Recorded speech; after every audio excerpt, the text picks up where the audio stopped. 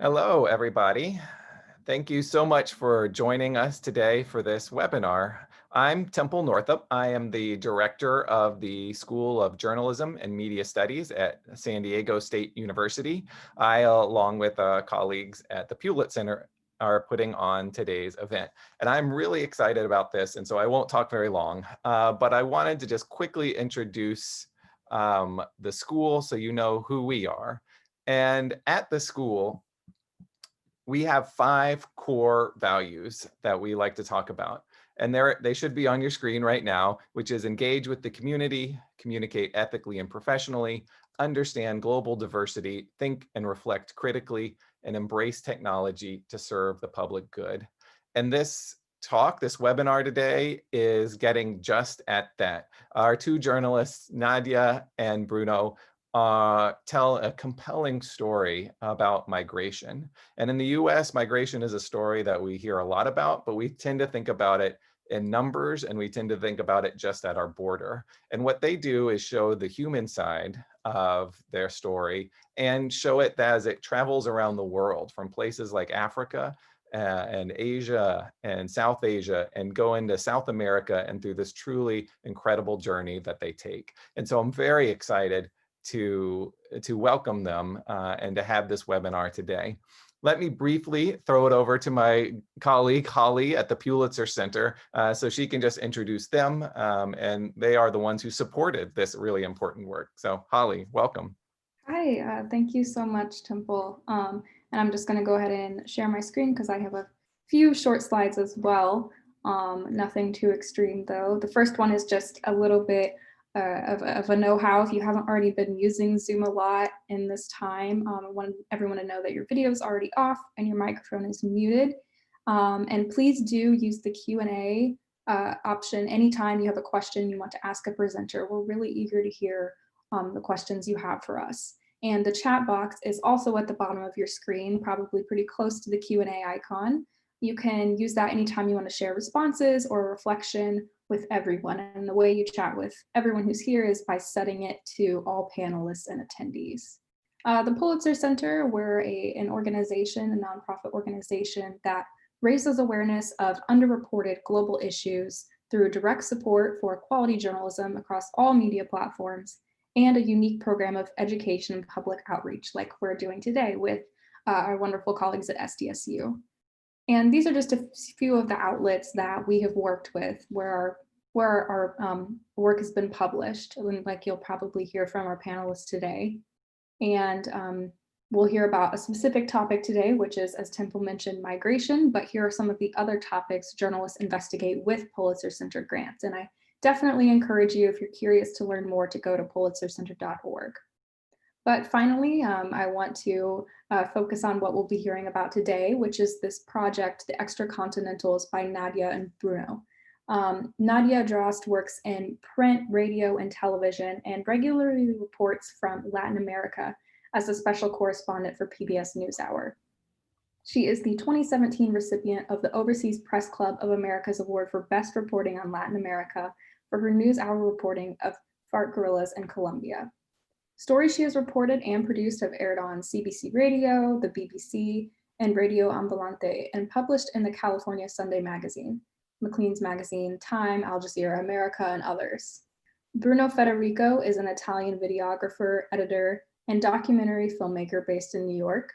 He has produced, shot, and edited reports from various Latin American countries, working regularly for PBS NewsHour and CCTV America.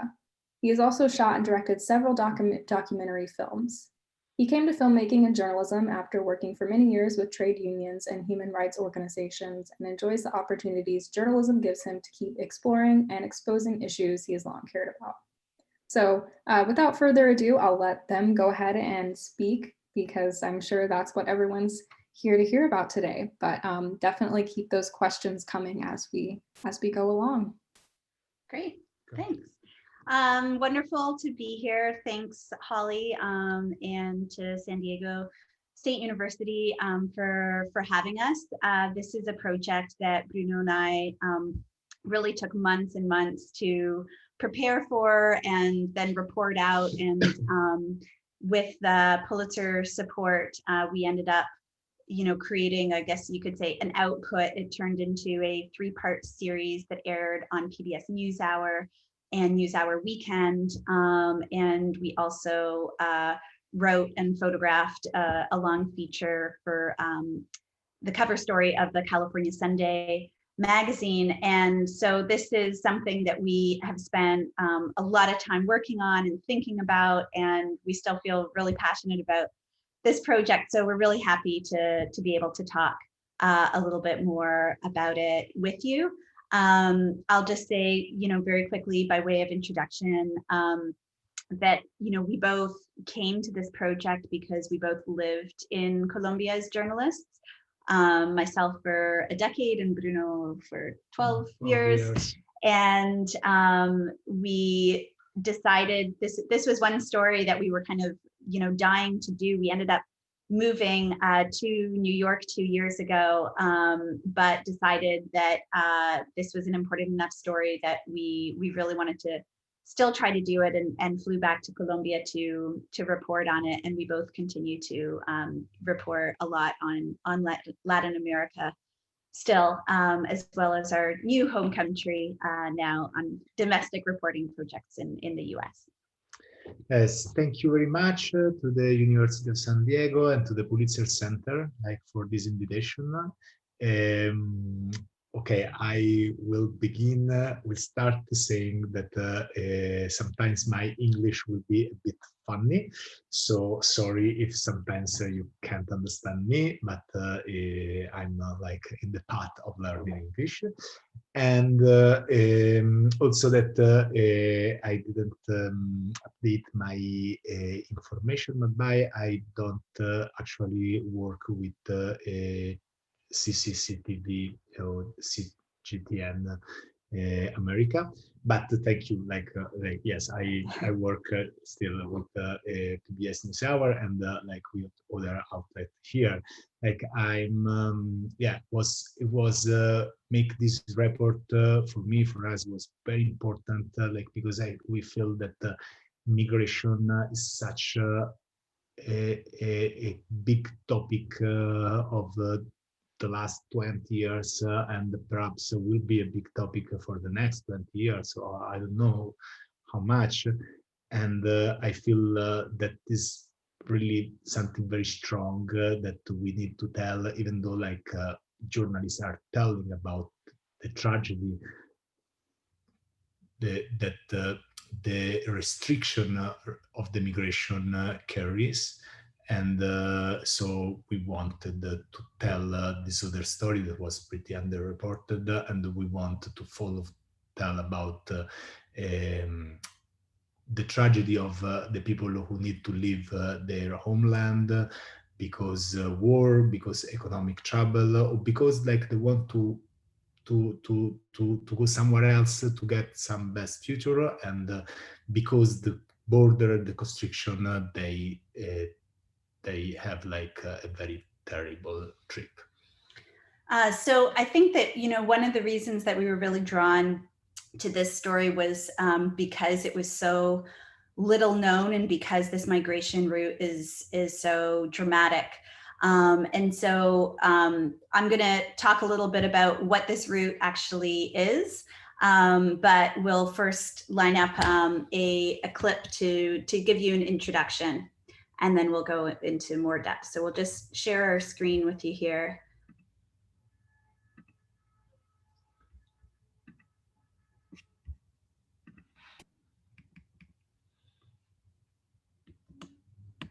Where South America meets Central America lies one of the world's wildest jungles. It's roadless, lawless, and almost entirely uninhabited. Its name, the Darien Gap. Underneath the soaring jungle canopy, migrants from around the world risk death crossing the jungle in a desperate bid to reach the US and Canada. They have no map and no instructions on how to make it through one of the world's most dangerous migration routes. I would like to send a message to anyone who is thinking of doing this route. It's very dangerous. If I knew this, I wouldn't have done it. Many migrants spend a week or even 2 on this trail before they reach a village in safety. But these journeys started long before. Migrants from Asia, the Middle East, and Africa. There was some problem since. Many migrants spend a week or even 2 on this trail before they reach a village and safety. But these journeys started long before. Migrants from Asia, the Middle East, and Africa flew into Ecuador or Brazil, where visa requirements are somewhat lax. Haitians also use this route as a springboard north. But to get from Colombia to Panama, they have to cross the Darien Gap.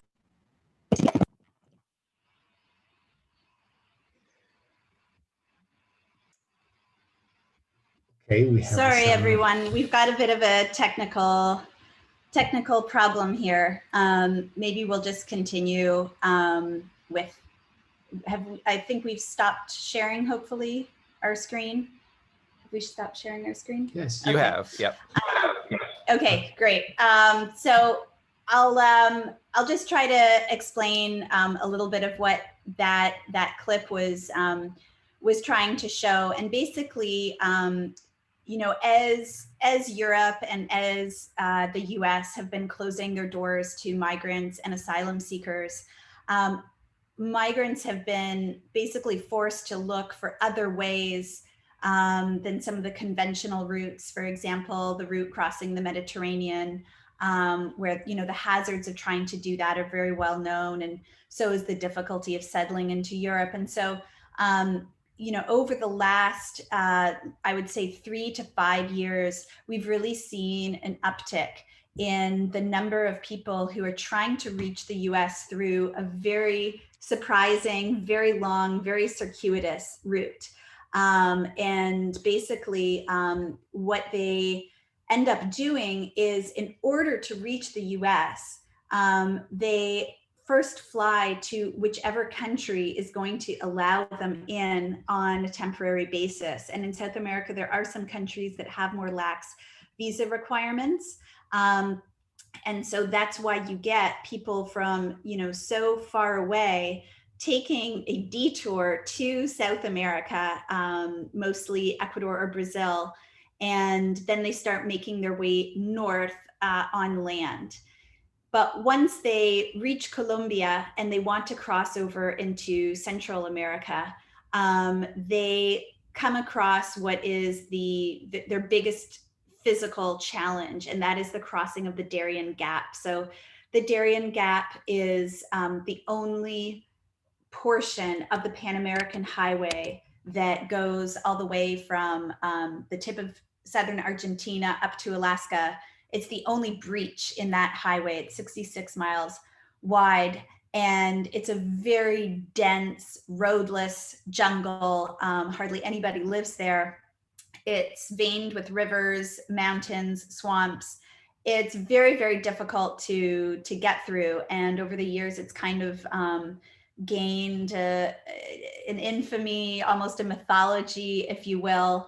And for the last decades, during the Colombian Civil War, it really became a place where a lot of armed groups sought shelter, as well as used the Darien Gap as a corridor for drug trafficking. It's a great corridor to move drugs from South America to Central America.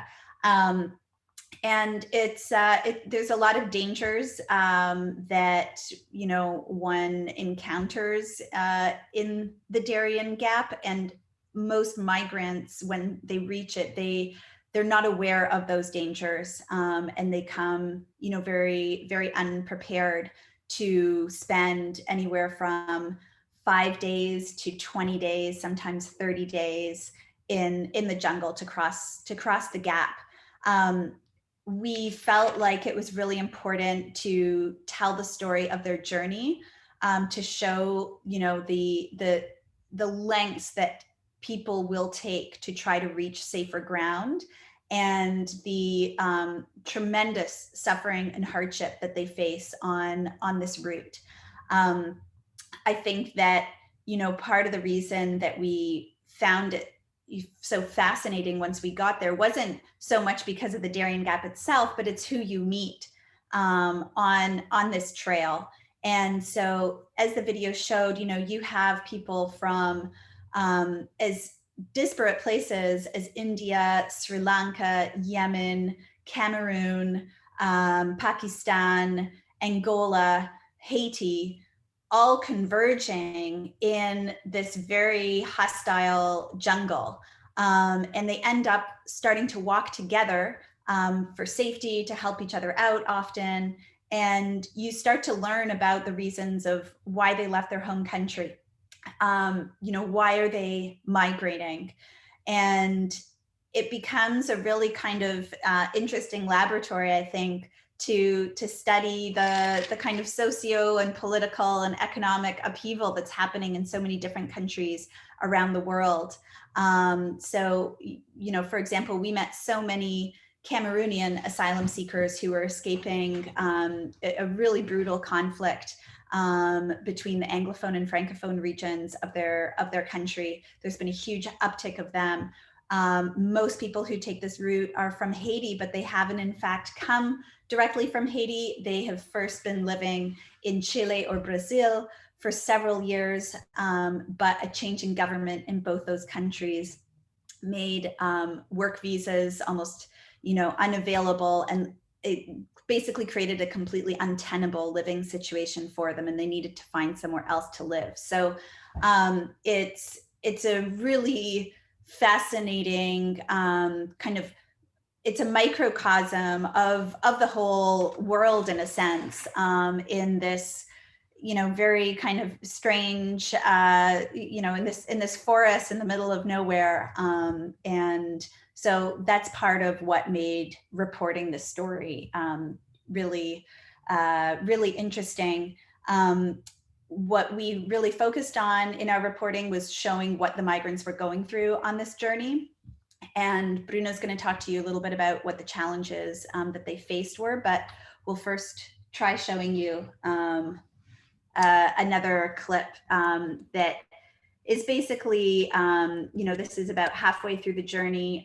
We had been walking with a group of Cameroonians and Pakistanis, and then we met a large group of Haitians, and we kept on kind of meeting more and more migrants, and the route kind of, our group snowballed in a sense that we were picking up so many migrants along the way, and we were all just sticking together for safety's sake.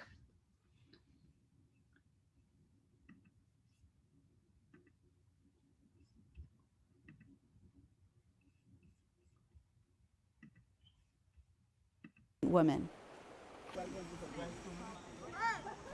Dusk fell, and the Haitians made camp high above the river. It was hard to find wood dry enough to make a fire, and even harder to find food to cook. The night's catch, a few fish. Lying smugglers often tell migrants they're almost to their destination, which is why many, like Delicat, had already tossed their clothing and food. The bread finished right now. I have read nothing here. Nothing. Your Bible? My Bible, yes, my Bible, and my book. Where'd you go?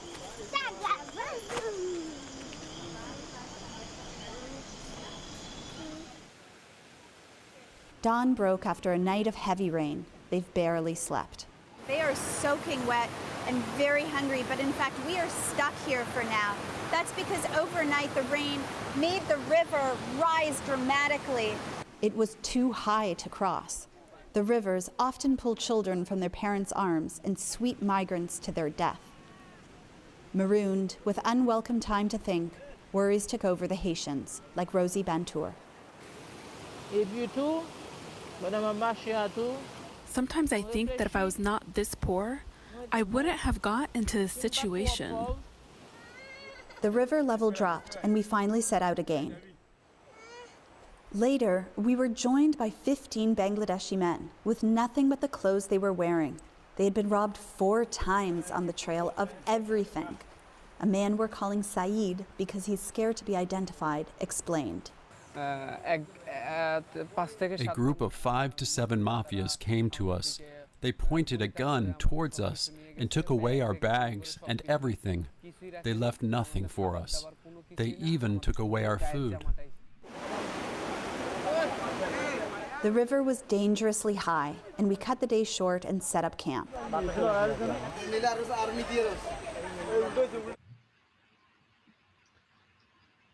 So that was exactly one of the big difficulty of the trip. Like the guides, normally, or the smugglers that the migrants hire, leave the migrants after 1 or at maximum 2 days, and then the migrants need to walk for themselves during other 4, 5, 6 days. But the smugglers a lot of times say, "No, don't worry, I will bring you to Panama, and it's just 1 day." So this actually is a lie. It's true, but it's also a lie. Like because they get in Panama, but they still need to walk like 1 week to get in a town, get in a place where they can like get out from the jungle. So one of the worst things for migrants there is that they are not prepared. So they don't bring enough food, they bring too much stuff, they don't, like after a time, they think, okay, I'm almost done. So they they throw in the way, they drop in the way the food and everything. But then it was pretty difficult, explain them that the goal, the end of the trip wasn't the day after, but was like 4 or 5 days after. So this desperation make that the migrants sometimes want to keep walking during the night or cross the river. This river that you saw is a river that we needed to cross, like, I don't know how many times, 50 times perhaps.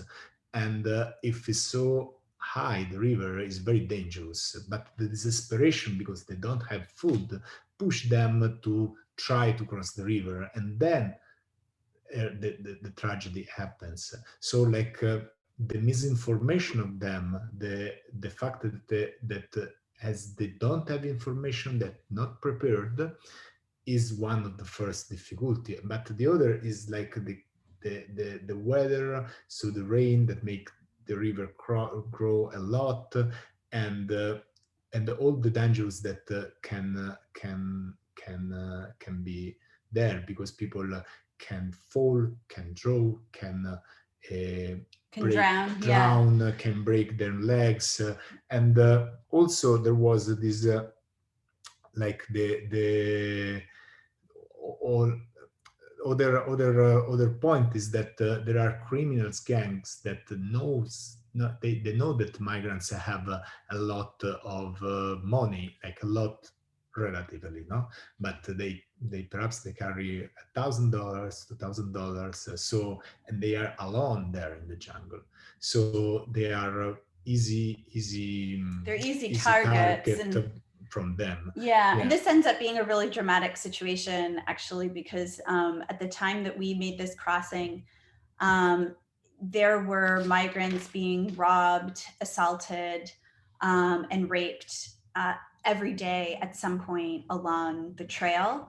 And when we got off the trail, we started speaking with migrants in groups behind us and then and ahead of us, and you start gathering information. We figured that we were one of the few groups that week that hadn't been robbed. And we're talking about families who, gather their life savings for this trip.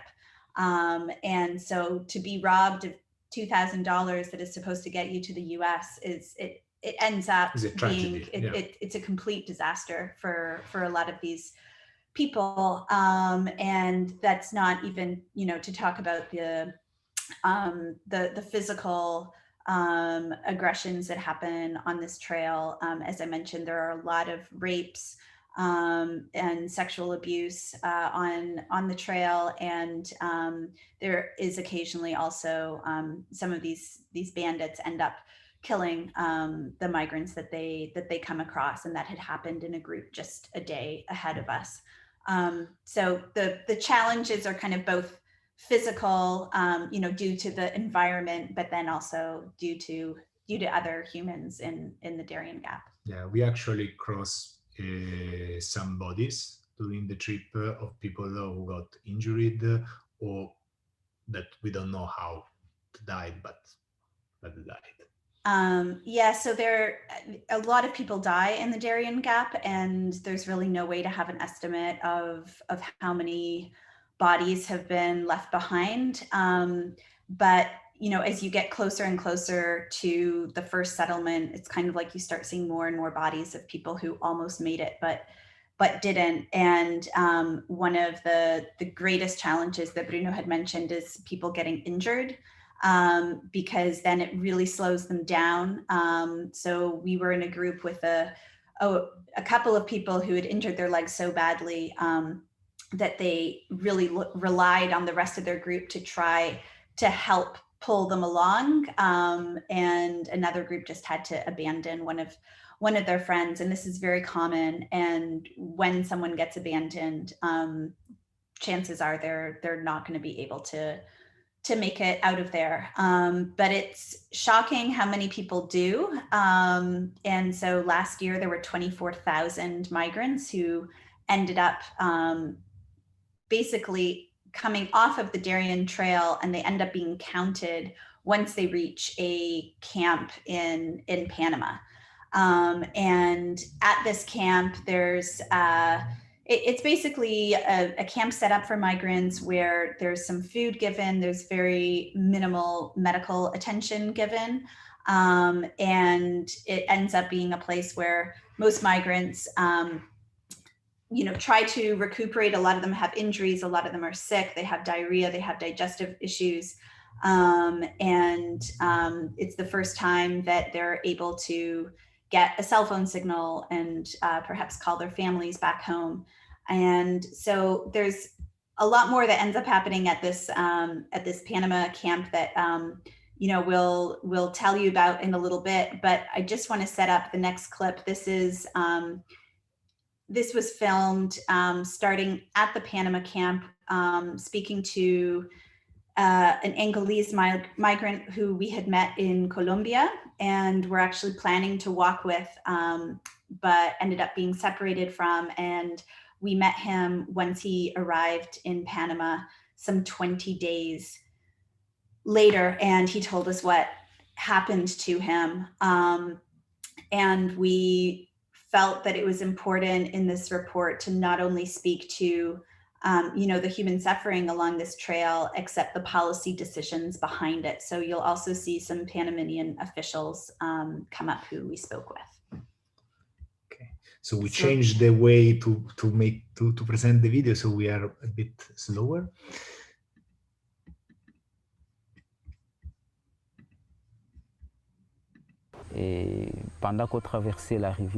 While we were crossing the river, I was with my children, all of us, me, my son, and 2 daughters. We fell in the water, and when we fell in the water, I managed to save only 2 children. My daughter is gone. I lost a 9-year-old daughter, just like that. Makombo told us he uprooted his family from Angola because he wanted to give his children a better future. Later, as he tried to explain to a security officer where his daughter was swept away, he knew that finding her would change nothing. I have nothing left. I don't know how to move on now and go forward with the rest of the family. If they cannot do it, then they shouldn't be doing it because they are putting their lives in danger. I don't know why they insist on going 9 days through the jungle from Colombia to Panama. They insist because of Panama's own migration policies, said the head of the Panama office of the International Organization of Migration, Gonzalo Medina. The routes that migrants have established through the jungle of Darien is the result of the decision of Panama's government to maintain a closed border. As long as migrants don't have a way to enter Panama legally, they're likely to keep hiring smugglers to help them cross the border. Those who have of money rely on scant handouts. Whoever's hand reaches Okay, so like it's very, what we find very important to do was like address the responsibility of the tragedy of the trip of the migrants need to do, like because sometimes is especially for television or for pictures, like for the images, it more is so strong, like to look the travel of these people and the human tragedy, that we miss to address responsibility, to understand why these routes, like even though like the Darien Gap, but also the Mediterranean routes, and I imagine like in Mexico through the desert, why people put their life at risk to do that. And is always because of decision of migration authority. Like they normally people escape his own country, and they don't plan exactly what the next step. They just the only goal for them is to leave the country, to leave the danger behind their shoulder. So, and then it's not that the smugglers or the human traffickers like invent this route. No, this route are determined by the restriction that the immigration authority made to this migrant to cross the border. So they cross just to through the only point that they can. In case of Panama, there are other possibility, very safe. There is they can like cross easily from Capulcana, that is the last town in Colombia, to Puerto Baldia, that is the first town in there, like just in one day trip, without any risk. But the immigration authority, they prevent them to do this cross, and they leave them just this incredible dangerous route to the Darien Gap. So I'm going to really quickly try to just move through what happens to the migrants in Panama and then to Mexico, because I know that we really want to have time for questions, and we've been going on a little too long. So I'll just tell you a little bit about what happens to migrants on the rest of their journey. I think the challenges they come across are no longer so much the physical challenge of going through a place like the Darien Gap, but this is where they start coming up against basically the ripple down effects of US border policies. And the first place that they come across any kind of American border enforcement is actually in Panama, which nobody knows about this. This is a very, there's not an official program in Panama, but there is a tiny outpost in this migration camp. It's a trailer, actually, and inside, all migrants who arrive at the camp when they come out of the Darien Gap have to go through processing with Panamanian migration authorities, who basically get them to register their biometric information.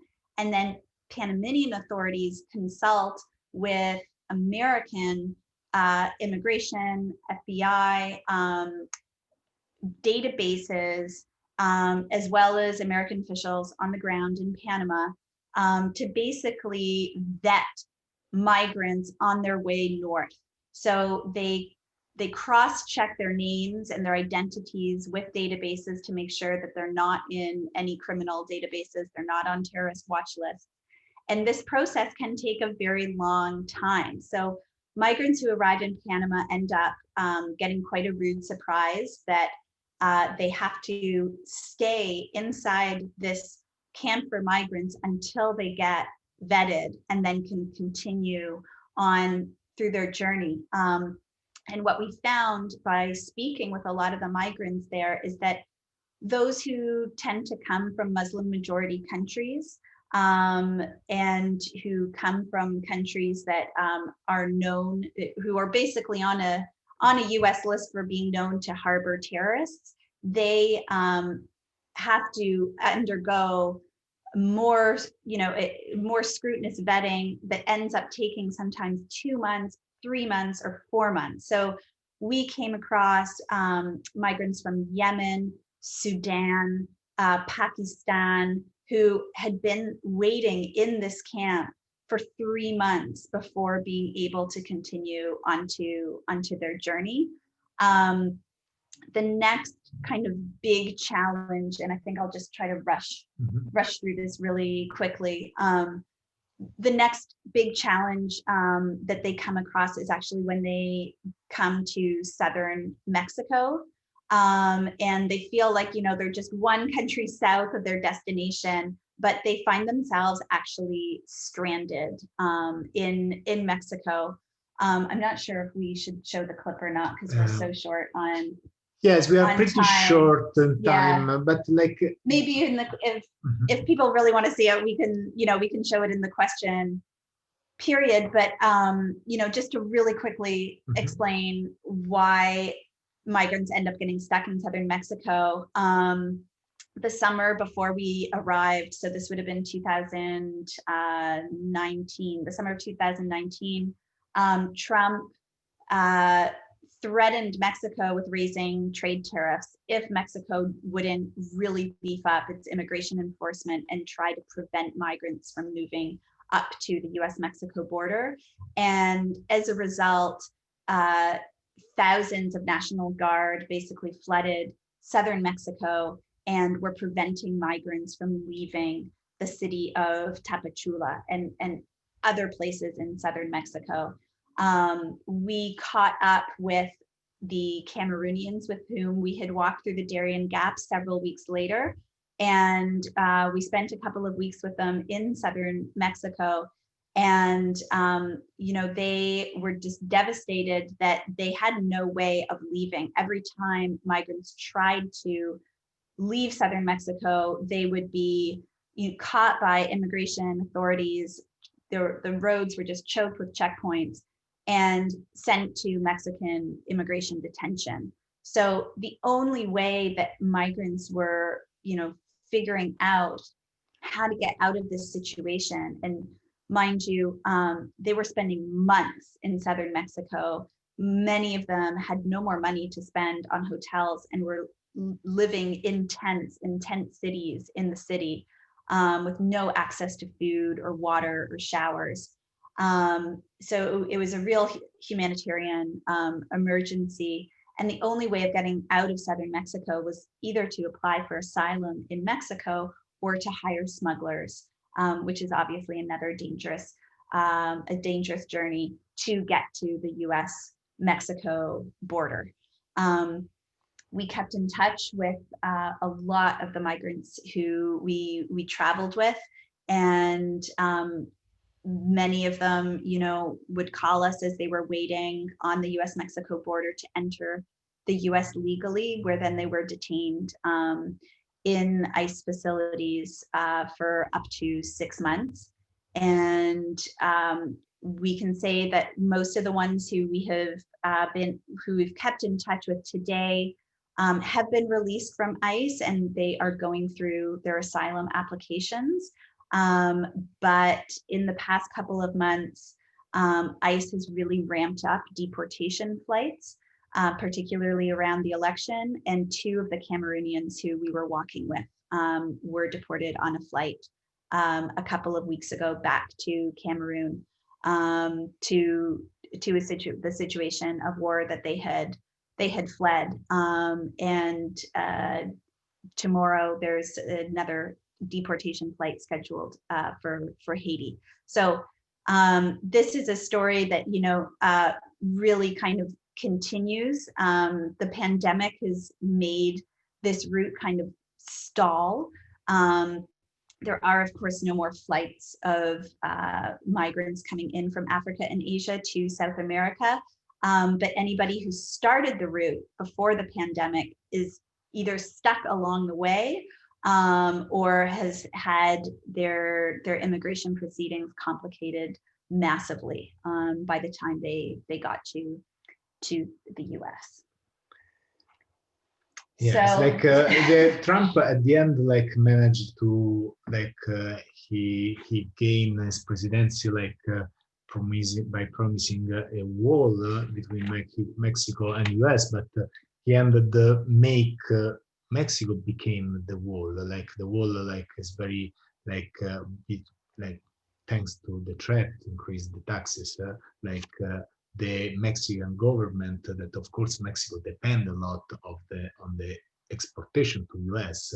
So like Mexican government sent a lot of soldiers, policemen, immigration authority to the southern border that was very, very impressive. It was like a wall of people like trying of authority and soldiers trying to stop and prevent migrants to go north.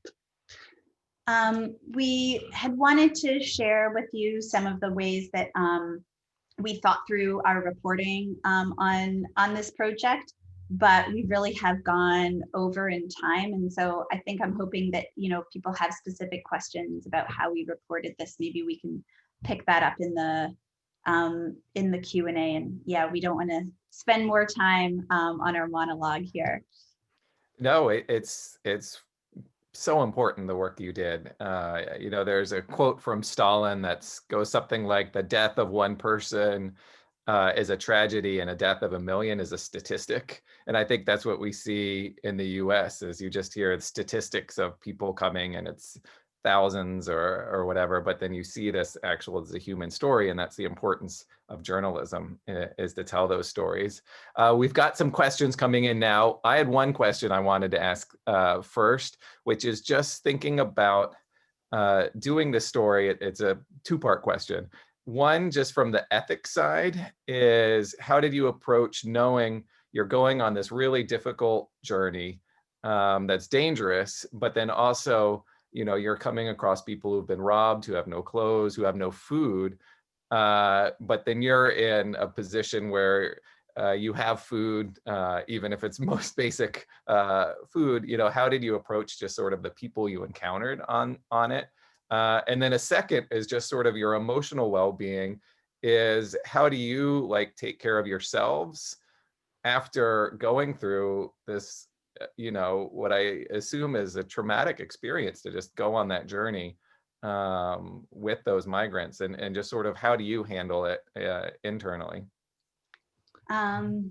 It's about the first question, like the decision was the ethic decision was very complex, because like we had food, but we didn't had enough food to like we ran to like 50 migrants perhaps, or perhaps more, like sometimes more, sometimes less, and we decided to share our food, especially with the people who was in a really strong need.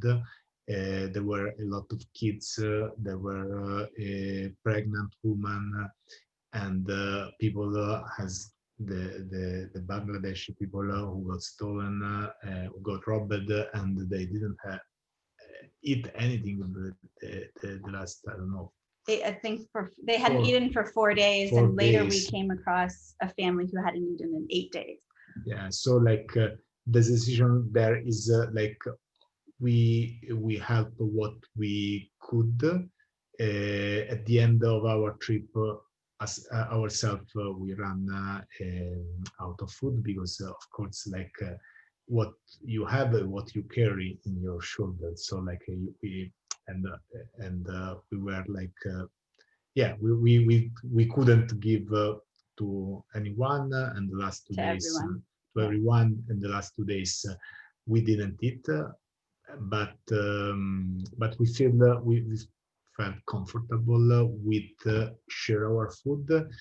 We felt guilty to not be able to help more, especially like we ran into migrants who got who got injuries and they was left behind.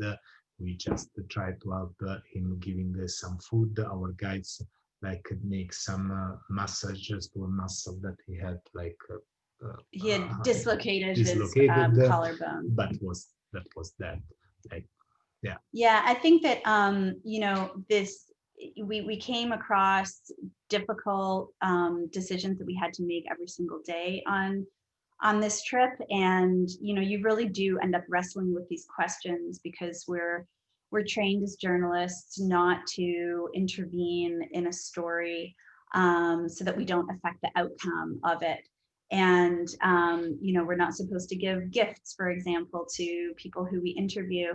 And I think that you know, Bruno and I did feel you know, incredibly bad about the limitations, in a sense that you know, our role as journalists who were there to bear witness meant that we couldn't just drop everything and pool all of our resources to save one person, particularly when it's not just one person to save. There were so many people that needed help on that journey. And we ultimately, as Bruno mentioned, you know, we ended up feeling comfortable with sharing food with the migrants who we were traveling with. I think it would have been impossible to have been eating food ourselves, filming them, interviewing them, traveling with them, sleeping with them, waking up with them, and watch them not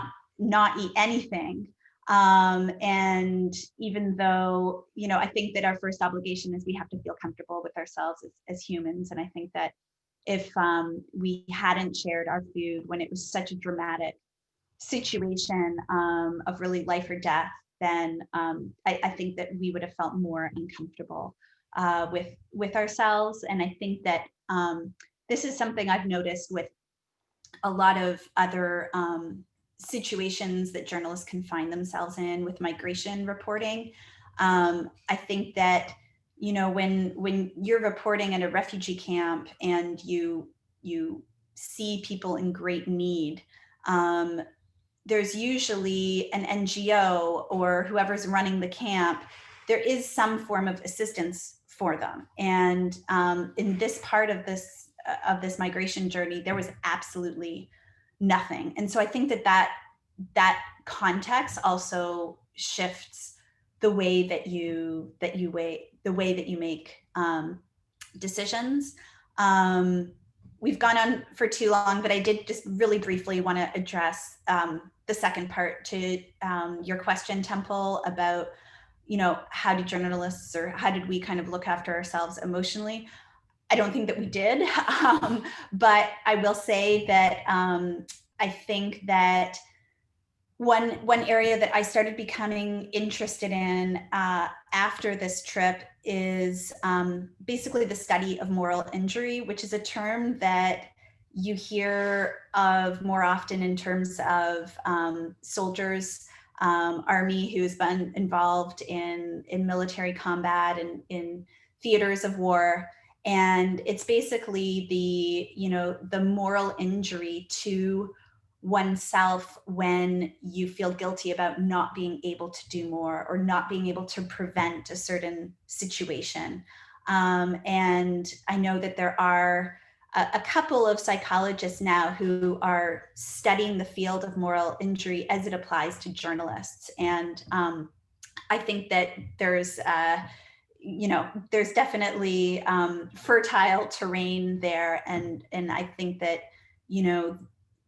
making this, traveling this route with these people certainly made me gain a whole new appreciation of what that term means and how it can feel. Yeah, thank you very much. One question came in from Bob, who asked, how were you able to keep in touch with the migrants? So it actually wasn't very difficult. If they have, most of them have phones, and they are all on WhatsApp.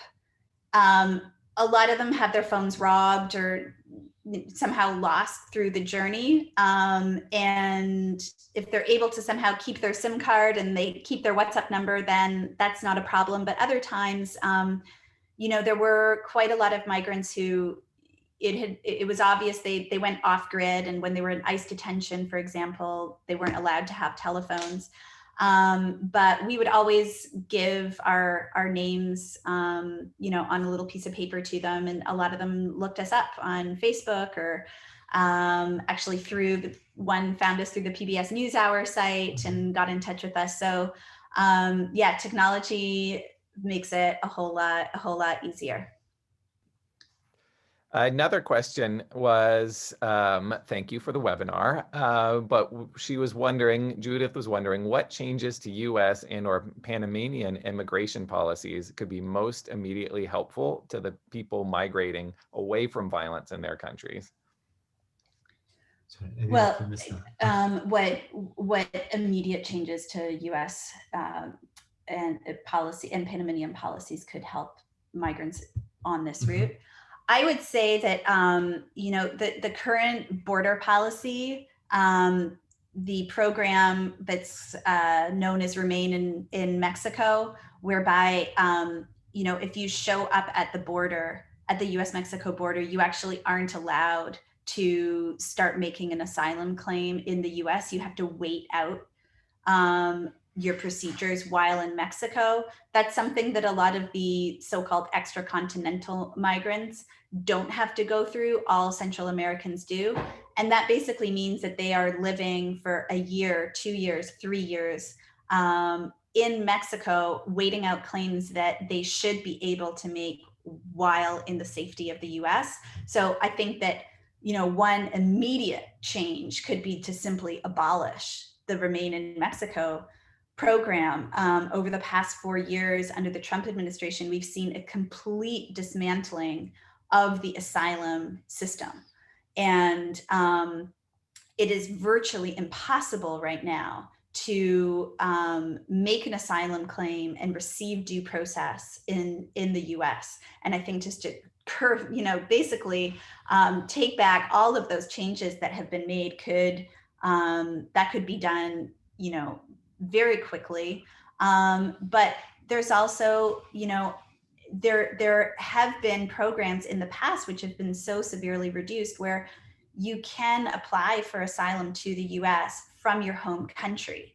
The opportunities for that have been greatly reduced, and the timing, if you have to wait a year for an interview while you're in Cameroon and you're scared for your life every single day, that's simply untenable. A lot of people are going to try to flee that situation whichever way they can. So I think, reopening a lot of the policies, or sorry, I should say programs for resettlement that used to exist, that could be, an immediate change that would make a big difference. Yes, and also open safe routes.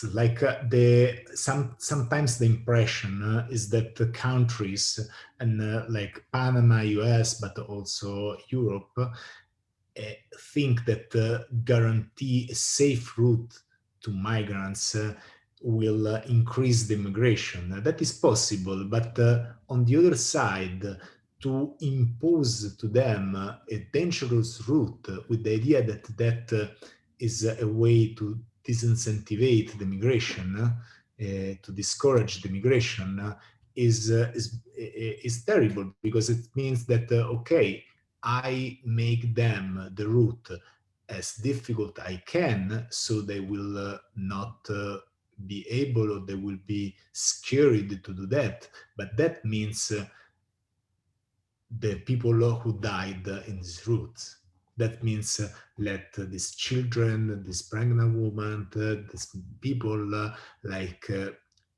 walk through a jungle for 10 days because you think that if you do the route too easy, people will come too easy. So is a responsibility that is very tough. Okay, we don't want to open to everyone. Okay, but so you want to be responsible to make a kid, a 5 years old kid, cross a jungle or cross the Mediterranean Sea? And also, there's just a huge middle ground. And I think that, one of the things that Panama could do, for example, is when migrants cross into Panama, I mean, they're not allowed to make that crossing, but once they're there, Panama basically gives them a way to travel across the country. They give them an equivalent of a transit visa of sorts. They feed and house them in this migrant camp. So they are facilitating their passage to another country. So why not just let them apply for a transit visa that, you know, maybe lasts 48 hours for them to travel across the country, so that they can enter legally. They can take a boat to Panama around the Darien Gap, and they don't have to make this journey into you know, through the Darien Gap. Of course, Panama is very closely aligned with the US, and they collaborate on immigration enforcement. So that would, you know, basically that would also take, I think, some diplomacy with the US. Thank you. We're almost to the end of our time, and I want to be respectful of everyone, but I also had another question, which is, could you talk a little bit just about your process of you know there's this story and you want to follow them through this journey. How did you get hooked up with this particular group of migrants that you went through the Darien Gap with? And then maybe for Bruno, what were some of the ways, the technical challenges of just traveling through with you know, camera gear and everything else on this very challenging journey? Should I quickly go through the first one? Okay, so in terms of our reporting process, this was a trip where we felt like logistically we needed to be able to plan as much as possible. But we knew that along the way, there was always going to be things happening that we couldn't plan for. And we were just going to have to be flexible. Bruno had tried to do this trip a year earlier. And if I can say, it was a bit of a disaster. Yes. So he had his equipment stolen by paramilitaries and was basically, well, this is like a whole other webinar, but he was sent back from Panama on the weekly garbage boat. So that just gives you a picture of like how disastrous this trip was, but it meant that there were lessons learned. And, you know, from that trip, we kind of knew that the most important thing for us to get across safely through the gap was to hire a guide who we could really trust and who also knew the Darien Gap like the back of his hand. And so we worked with a local producer, a fixer, who is a photographer, Carlos Villalon, and he's been, the Darien Gap has kind of been his personal project for many, many years. And so he was able to hook us up with a really trustworthy guide. We ended up hiring some of his family members to help us carry all of our equipment as well as the food. And so logistically, this was a trip that was, you know, we could plan for things like, okay, what kind of provisions do we need? We knew that a lot of people die from venomous snake bites. So we spent a lot of money and took a lot of weight carrying IV bags in case we needed to apply these anti-venom vials. And so logistically, we thought we had, you know, everything covered. We had, you know, this great team of guides who had a lot of experience smuggling people. They knew the terrain and they also knew the kind of who's who locally. So they kind of knew which local characters who either belonged to drug trafficking groups or, you know, other criminal groups to look out for. And with them, we devised a way for us to get onto the Migrant Trail, because it's very easy in the trailhead. It's basically the most west, the last town in Colombia before there's no roads and you start walking into the forest. It would have been very easy to just start walking with migrants right there. But we would have been entering Panama illegally. And once we came across police in Panama, we would have surely been put into jail. As Carlos, the photographer, this had happened to him several times. So we knew we had to enter Panama legally and get all of our exit and entry stamps into our passport. So we took a boat to the first Panamanian town. And from there, our plan was to basically hike a day in to meet up with migrants on the trail. That plan got squashed because this Panamanian town was completely militarized, and the military wasn't letting anybody out of the town. You had to go through checkpoints. They weren't letting anybody into the Darien Gap. And so we had a few really kind of heart-stopping and anxious days trying to get ourselves out of this town. We knew that if we couldn't join the Migrant Trail, you know, our project was just going to completely fall apart.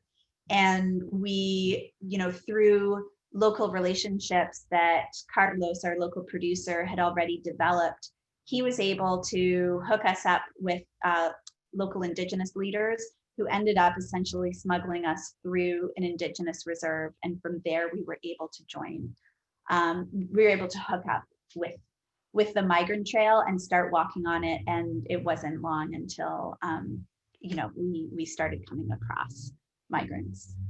But yeah, technical question. Yeah, the technical question is like, is not so like, we try to be like more essential possible, even though like maintain certain quality, like don't go like just with the GoPro.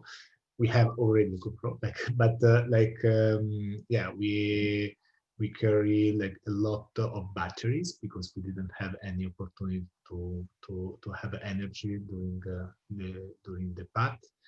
And the smallest things possible, a camera of the gap, and actually both cameras got severely damaged during the report. Like the first one, the main camera stopped working like in the jungle, the last day of the jungle actually, and the second camera stopped working like the first day of the Panama in the Panama refugee camp. And so it was difficult because it's very wet and it was raining every day. It was crossing the river every day, so like the gear suffered a lot. And yeah, you really need to bring backup equipment, but the problem is the humidity is so great that, you know, it's going to affect any equipment that you have. Yes, and the lenses were super foggy, or the humidity was like was pretty. Yeah, it wasn't a smooth shot. Shoot, yeah. Shoot. Well, thank you very much, and for your time, for this incredible work. I know we've hit like our hour of our time, so apologies if we didn't get to all of the questions, but I just appreciate everybody joining us today for this really great webinar. Your Zio, your uncle Gigi, has joined us. He was very, so very international audience with us today. And so everybody who's registered, you'll get a link tomorrow with the video. Also a little follow-up survey just asking how we did, because we're a school and educators, so we always like to know what you enjoyed and what we can do better. But again, thank everybody for joining us today, and thank Bruno and Nadia so much. Vi ringrazio as for your Zio, but yes, thank you so much, everybody, for being here. Thank you. Yeah, thank you to everyone for participating. Yeah.